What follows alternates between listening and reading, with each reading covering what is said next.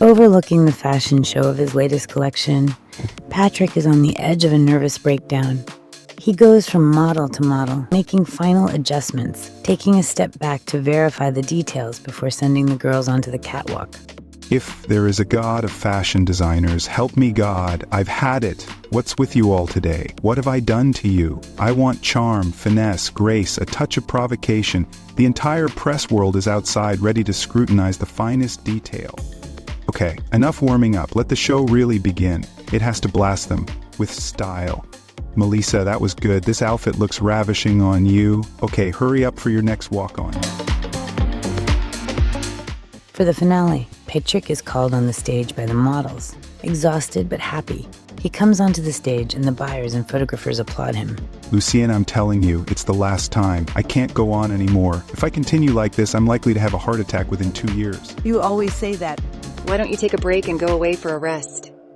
Go somewhere far away, somewhere where you will feel completely uprooted, somewhere completely foreign to you, where the cultural shock is bound to make you forget this circus of fashion in the next collection. Patrick is stuck in the dirty office of a mechanic somewhere in India.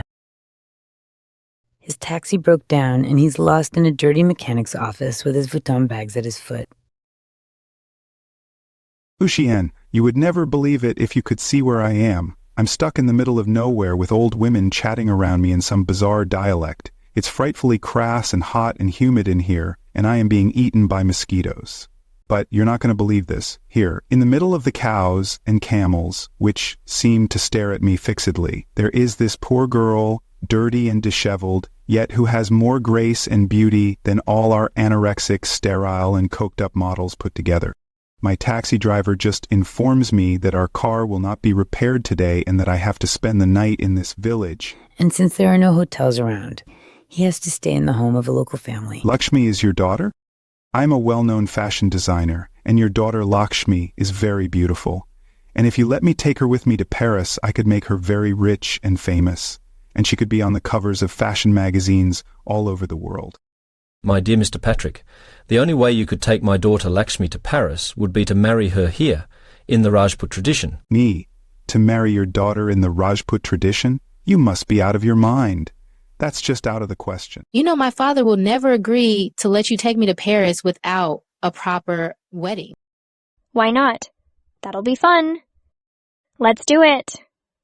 The Rajput wedding in its highly colored tradition in an old Hindu temple with carved white marble columns decorated with glittering gold and jewels. Patrick's arrival is quite spectacular as he is perched on a decorated elephant. Lakshmi is radiant in her red and gold sari. Her arms are decorated with colored glass. The ceremony goes on, with Patrick and Lakshmi facing each other and the Hindu priests decorating them with garlands of flowers around. Progressively, they are surrounded by Lakshmi's friends in multicolored saris who start singing with a few dancing steps with a very Bollywood-style rhythm. And of course, Lakshmi gets into the dancing bare feet. Back in Paris, Patrick trains Lakshmi to walk and behave properly on a catwalk. Lakshmi, shoes. I told you 100 times, you have to wear them. They are part of the outfit. She is so beautiful in her couture dresses that she becomes an internationally renowned top model overnight.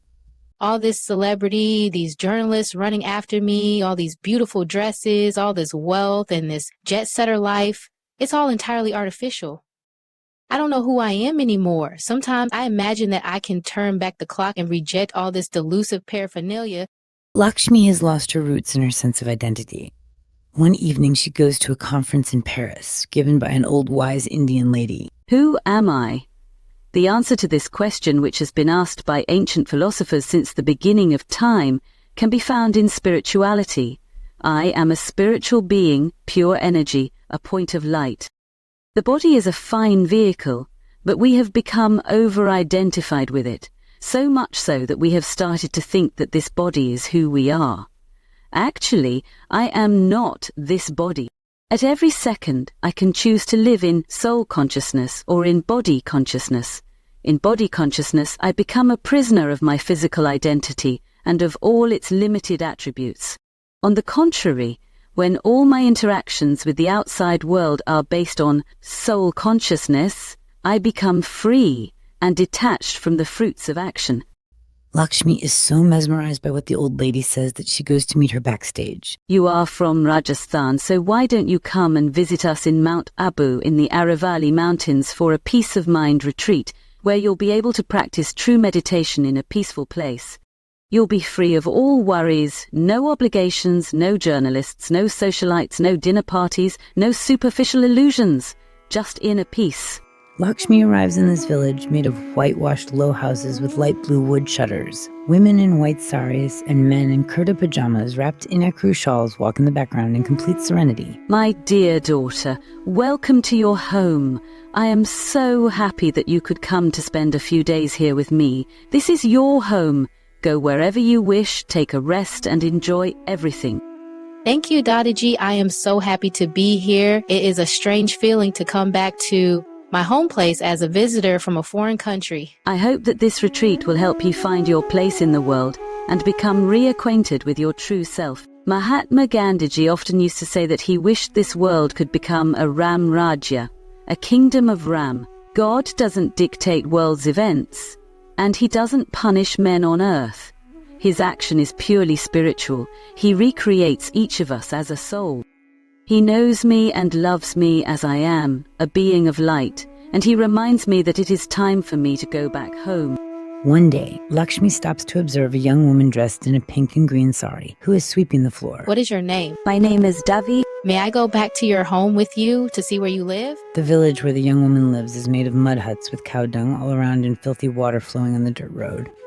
Lakshmi then realizes the condition of Indian women. In order to help them enhance their self-respect, Lakshmi creates a clothing manufacturing unit run by untouchable women. I will set up a fashion house here in India, which would be run exclusively by Harijans, untouchable women. Untouchable women would weave their own silk and cotton, like Gandhi showed them, sew and stitch dresses and saris from Patrick's talented designs, and they would also wear them and exhibit them. That would bring dignity to hundreds of thousands of women in India. Even if the higher society turns their back on them at first, yet women will be able to stand up and speak up in front of their family, and they will become examples to other women in similar situations. Women of Calcutta, you are entitled to respect for your courage, your determination, your tolerance, your resilience, and your honesty. Respect yourself and make sure others respect you as well. The launch of the first collection is in the slum of Calcutta. Out of nowhere in the middle of Calcutta slum, spotlights are lit at the four corners. Let's launch our first collection in a fashion show in the middle of the slum of Calcutta. Rhythmic Bollywood music bursts out from powerful loudspeakers hidden around, and a red carpet unfolds over the railroad tracks that cuts through the shacks. Untouchable models dressed up in colorful saris and fashionable Indian dresses parade one after the other on the catwalk.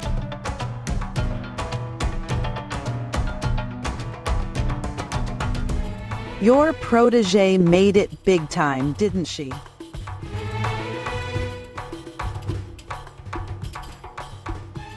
In the middle of this big show, you are still barefoot. Lakshmi, my dear, you are a true slum model, aren't you?